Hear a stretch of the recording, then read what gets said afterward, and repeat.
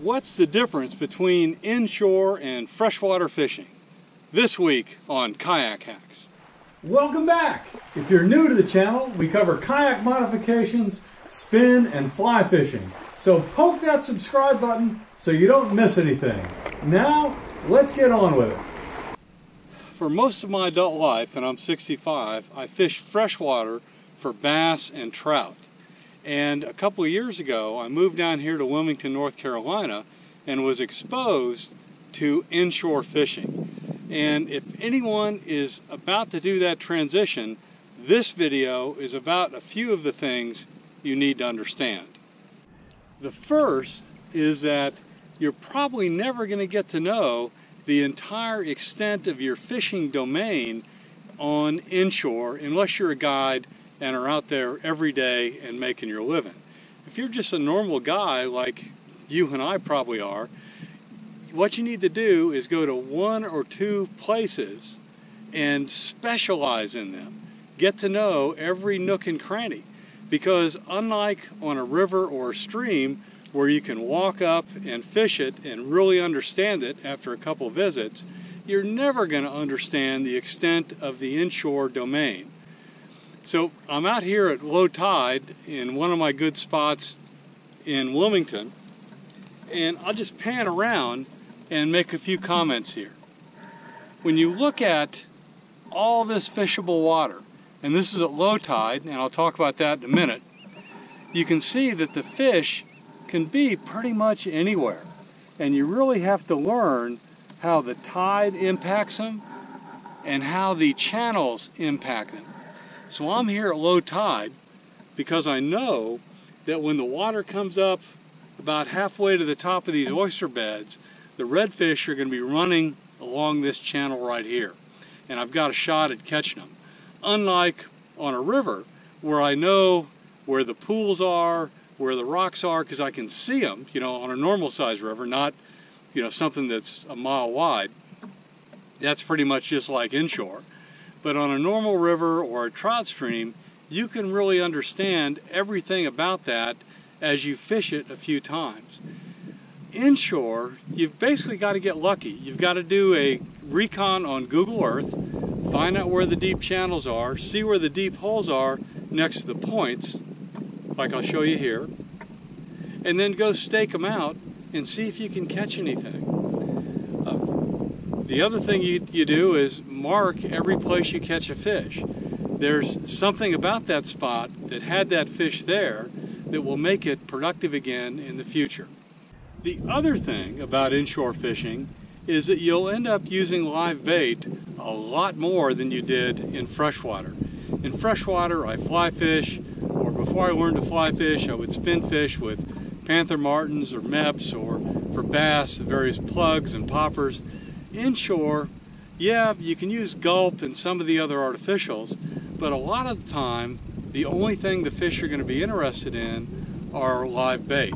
So you need to learn how to cast net, or you're going to spend a fortune buying mullet and shrimp and things like that.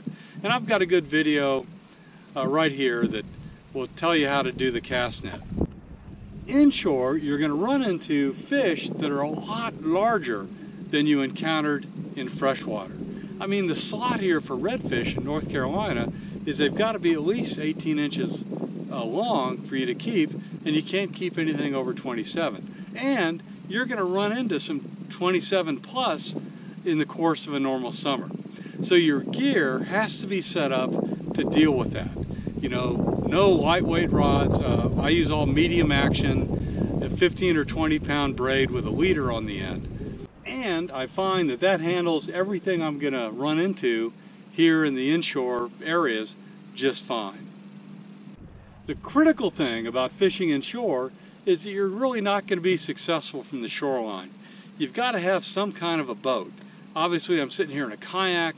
I prefer the kayak because even though they're fairly expensive to buy, there's no maintenance, there's no gas, there's no insurance, and I can get places the powerboat guys can't. And I can get up here into the marsh where the reds are going to go up after the bait fish and the fiddler crabs at high tide, where the powerboat guys are stuck to the main channels. So you're not going to be successful from the shore. You can fish from docks, but that's kind of boring. But you got to have a boat. You're going to find that inshore fishing is more like the fishing you did as a little kid with a bobber. With the live bait, you're going to throw it out there. You're going to twitch it a little bit, but basically you're sitting and waiting for something to come by and find that live bait and hit it. Now, it's not a good idea to just leave it in the same spot. I mean, what's the chances of a good fish finding that bait in all this space? You got to keep it moving a little bit to make sure that it's exposed to as many fish as possible. So here's the other difference between inshore and freshwater. I got something big on. It's not moving, so I think it's a stingray, which sucks. Holy mackerel, look at the big old crab. That's another hazard of inshore fishing. You got to deal with the predators. This video interrupted by catching a fish. An exciting difference is the fact that some of these large fish could take 15 or 20 minutes to work up to the boat. Just like this one right here. He was on for a long time trying to gently get him up to the boat so I could catch and release him.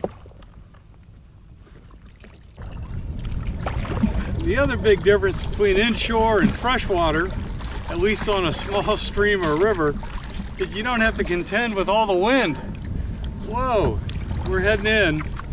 I just measured the wind speed at 12 to 13 miles an hour, and it's gusting even higher than that. So it kicks up these waves, makes it hard to paddle, just not worth being out.